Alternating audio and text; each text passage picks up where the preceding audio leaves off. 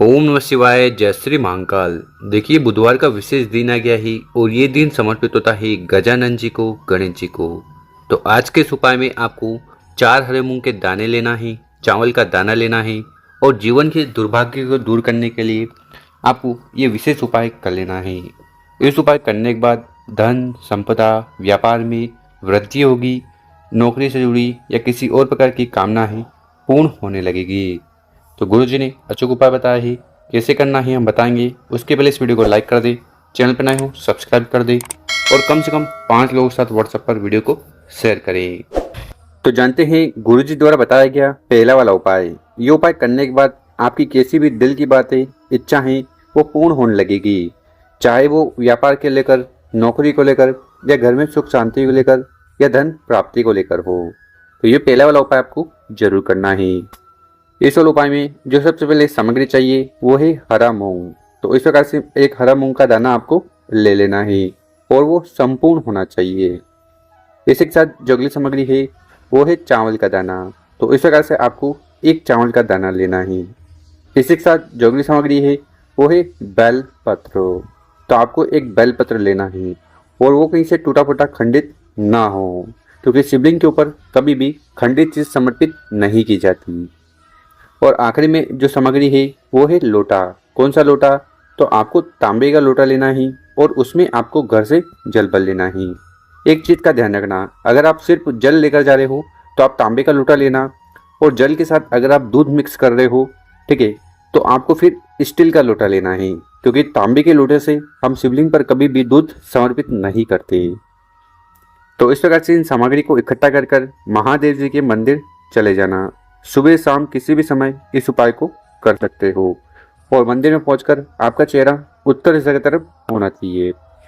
देखिए, शिवलिंग के ऊपर अगर आप चावल का उपाय करते हो तो आपके कार्य बनने लगते हैं। बेलपत्र का उपाय करने से भगवान भोलेनाथ प्रसन्न होंगे, कामना पूर्ण करेंगे।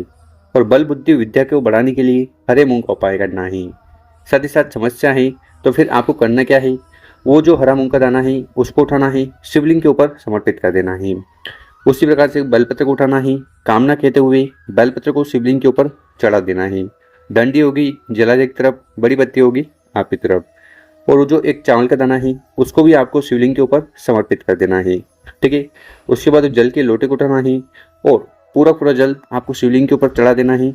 जल के लोटे से अभिषेक कर देना। ठीक है, उसके बाद शिवलिंग के पास बैठकर भगवान भोलेनाथ से प्रार्थना निवेदन कर लेना है कि आपकी जो भी कामना है, इच्छा है, दिल की बात है, उन्हें जल्द से जल्द पूर्ण करें। तो इस प्रकार से विशेष प्रार्थना करते हुए पहला वाला उपाय जरूर कर लेना है। अब जानते हैं गुरुजी द्वारा बताया गया दूसरा वाला उपाय। ये उपाय करने से बल, बुद्धि, विद्या में बढ़ोतरी होगी। साथ ही साथ आपके जो अटके हुए कार्य हैं वो बनने लगेंगे।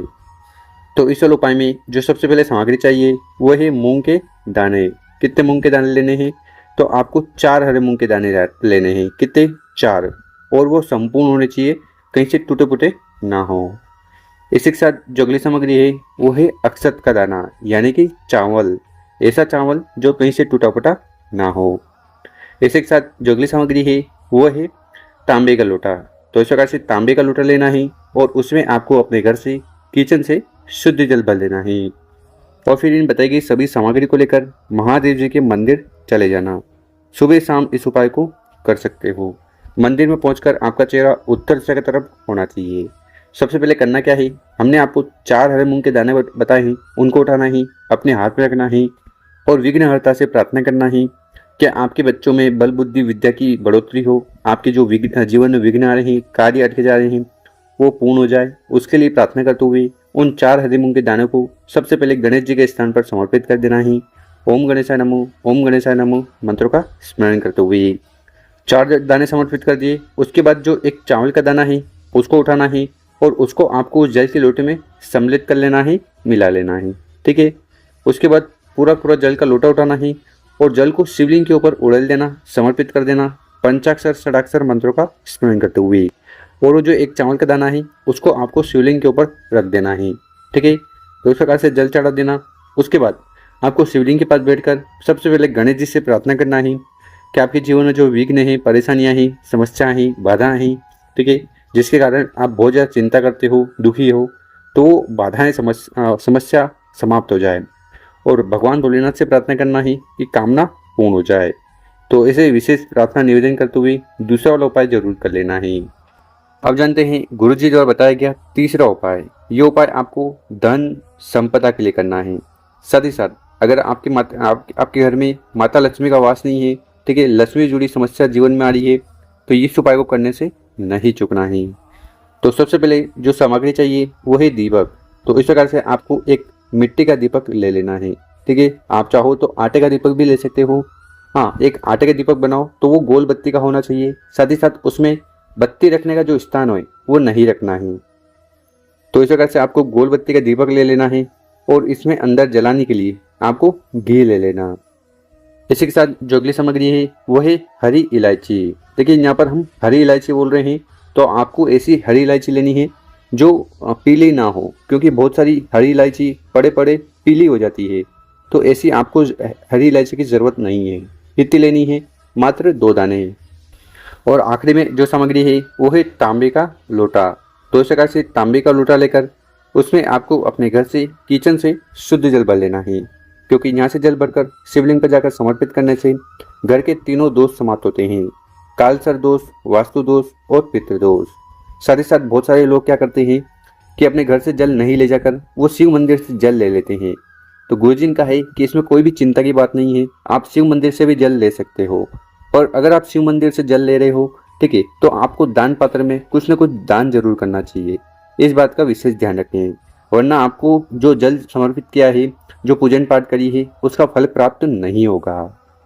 तो इस प्रकार से इन सभी सामग्री को लेकर महादेव जी के मंदिर चले जाना है। ठीक, मंदिर में पहुंचकर उत्तर दिशा की तरफ मुंह कर बैठ जाना है।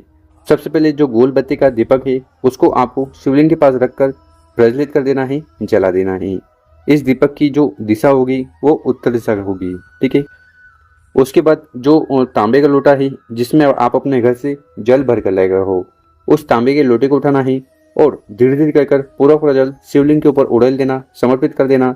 पंचाक्षर षडाक्षर मंत्रों का स्मरण करते हुए जल समर्पित कर दिया। उसके बाद हमने आपको 2 हरी इलायची बताई थी, तो उसमें से पहली हरी वाली इलायची उठानी है, अपने हाथ में रखनी है और विघ्नहर्ता गणेश जी से प्रार्थना करना है कि आपकी जीवन में जो भी समस्याएं हैं, बाधाएं हैं, परेशानी है, उन्हें समाप्त करें। साथ ही साथ अगर धन से जुड़ी समस्या आ रही है जिसके कारण आप बहुत ज़्यादा चिंतित हो, तो वो धन की समस्या भी समाप्त हो जाए, उसके लिए प्रार्थना करते हुए उस एक हरी इलायची को जलते हुए दीपक में डाल देना। ठीक इसी प्रकार से जो दूसरी हरी इलायची है उसको उठाना है और उसको आपको शिवलिंग के ऊपर समर्पित कर देना है। और फिर शिवलिंग के पास बैठकर सबसे पहले भगवान भोलेनाथ से प्रार्थना कर लेना है कि आपकी हर प्रकार की कामना पूर्ण करें। और गणेश जी से प्रार्थना करना है कि आपके जीवन में जो विघ्न आ रहे हैं, समस्या आ रही है, उन्हें समाप्त करें और धन प्राप्ति कराएं। तो गुरुजी ने आज की इस वीडियो में 3 उपाय बताए हैं। तीनों उपाय में से जो उपाय आपको सर्वश्रेष्ठ लगे कोई एक जरूर कर लीजिएगा। मेरे प्यारे दोस्तों, वीडियो अच्छी लगी हो 5 लोगों के साथ व्हाट्सएप पर शेयर करें। ओम नमः शिवाय।